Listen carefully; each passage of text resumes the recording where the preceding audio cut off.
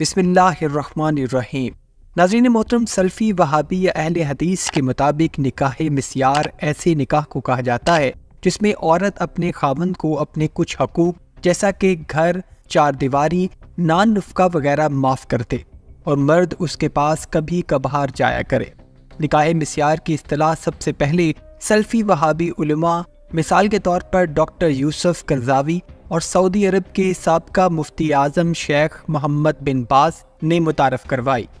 تاریخی اعتبار سے اس کی سند بھی آپ کو مل جاتی ہے اور تاریخ میں ایسے نکاح پہلے بھی ہوتے رہے ہیں، لیکن باقاعدہ نکاح مسیار کی اصطلاح اور اس کا فتویٰ 20ویں صدی کے آخر میں مشہور ہوا۔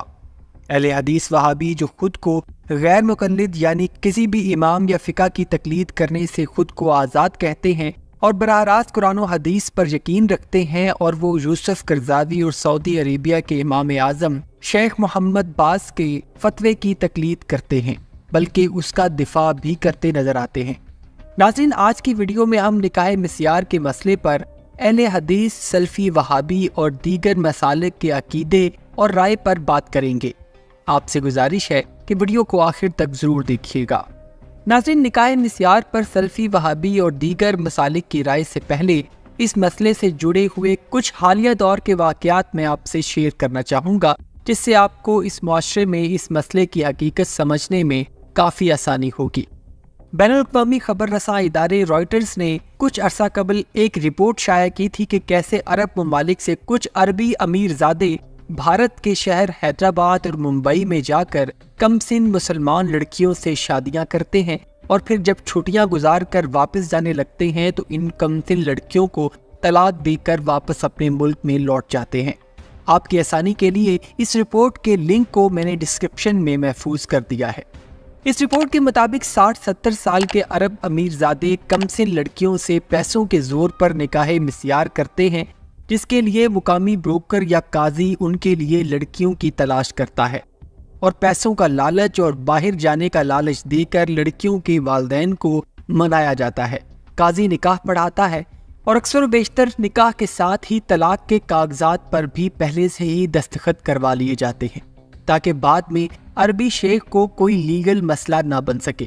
اس نکاح میں یہ بات ممکن بنائی جاتی ہے کہ یہ لڑکیاں نان نفقہ یا کسی گھر کا مطالبہ نہیں کریں گی، بس حق مہر پر راضی نامہ ہو جاتا ہے جو پہلے ہی قیمت کی صورت میں ان کو ادا کر دیا جاتا ہے۔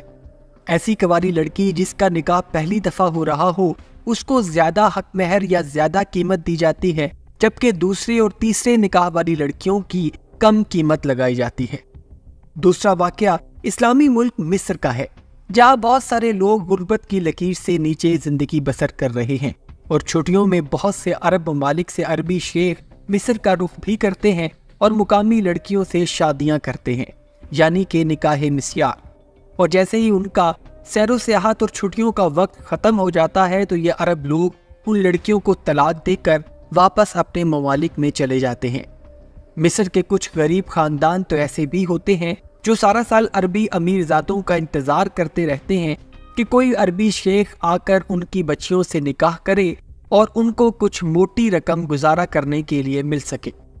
اس کے علاوہ ناظرین، بہت سے عربی ممالک کے طالب علم نوجوان مغربی ممالک کا رخ کرتے ہیں، اور دولت کی فراوانی کی بدولت یہ عرب نوجوان وہاں کی کئی لڑکیوں سے شادیاں کرتے ہیں اور انہی کے ساتھ رہنا شروع کر دیتے ہیں، اور پڑھائی ختم ہونے کے بعد جب واپس اپنے ملک کو لوٹتے ہیں تو ان خواتین کو طلاق دے دیتے ہیں۔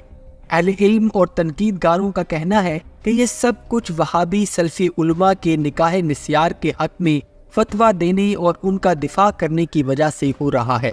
اگر نکاح کا مقصد صرف خاندان آباد کرنا ہو، بچوں کی مل کر پرورش کرنا ہو، کنبے کو سنبھالنا ہو، ان کے حقوق کا مکمل خیال رکھنا ہو جیسا کہ اسلام ہمیں حکم دیتا ہے، تو ایسے حالات کبھی بھی پیدا نہ ہوں۔ لیکن ناظرین، اہل حدیث وہابی مکتبہ فکر میں بھی اس مسئلے پر کافی زیادہ اختلافات موجود ہیں۔ مشہور سلفی وہابی عالم مفتی ناصر البانوی کے مطابق نکاح مسیار جائز نہیں ہے، اور بہت سے وہابی علماء ان کے اس مسئلے پر ان کی تائید بھی کرتے ہیں۔ ان کے مطابق نکاح مسیار وقت یا عارضی شادی ہے اور چھپ کر شادی کرنے جیسے مسائل کو جنم دیتا ہے، اور ان کے مطابق ایسا نکاح یا شادی جو چھپ کر کی جائے وہ اسلام میں بالکل بھی جائز نہیں۔ اس طرح کی شادی کو وہ شیعہ حضرات کے نکاح متع کے برابر سمجھتے ہیں،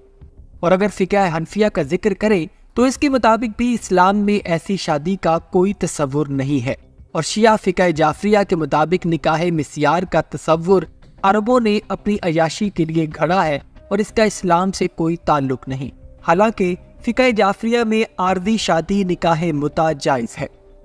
ناظرین، نکاح مسیار میں کون سا فرقہ سچا ہے اور کون سا نہیں، اس کا فیصلہ ہم آپ کے حوالے کرتے ہیں۔ آپ ہمیں کمنٹ سیکشن میں اپنی رائے سے ضرور آگاہ کریں۔ ہم نے کوشش کی ہے کہ ہم آپ کے سامنے نکاح مسیار کی حقیقت اور اس کا معاشرے میں کس طرح سے غلط استعمال ہو رہا ہے اس کی مصدقہ رپورٹ آپ تک پہنچائیں تاکہ آپ کو فیصلہ کرنے میں آسانی ہو۔